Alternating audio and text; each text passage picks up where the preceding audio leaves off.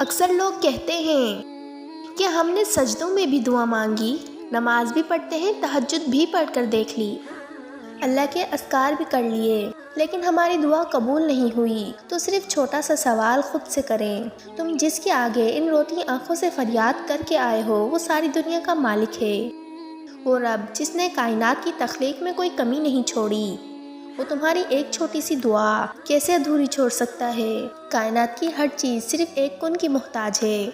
تم خود سوچو یہ کیسے ممکن ہے، اور تم راتوں کو اٹھ کر تڑپ کر اپنے رب سے کچھ مانگو اور وہ پھر بھی عطا نہ کرے۔ اللہ پاک نے قرآن مجید میں جگہ جگہ امید دلائی ہے کہ تم مجھ سے مانگو میں دوں گا۔ یہ بات بہت اچھے سے جان لو کہ اللہ دعائیں کبھی بھی رد نہیں کرتا۔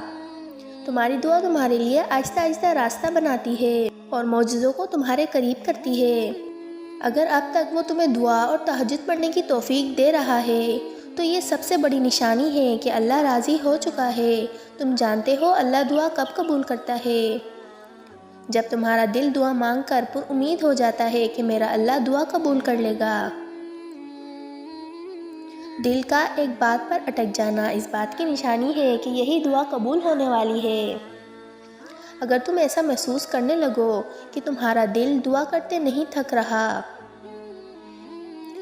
تو اللہ کی طرف سے اشارہ ہوتا ہے کہ اللہ تمہاری دعاؤں پر راضی ہونے والا ہے۔ وہ دل جو اللہ تعالیٰ پر توکل کرنے والا ہو، وہ اپنی زندگی میں سب سے زیادہ معجزات کو دیکھتا ہے۔ ہمیں توکل اللہ پر کرنا ہے۔ یہ ہے بہت مشکل کام، تب ہی تو اللہ کو توکل والا سب سے زیادہ پیارا ہوتا ہے۔ اکثر لوگ مایوس ہو جاتے ہیں اور دعائیں مانگنا ہی چھوڑ دیتے ہیں، پر تم یہ بات جان لو کہانی انہی کی پلٹتی ہے جو اللہ پر یقین رکھتے ہیں۔ اللہ ایسے دلوں کو ضرور نواز دیتا ہے جو اس کی قبولیت کے انتظار میں ہوتے ہیں۔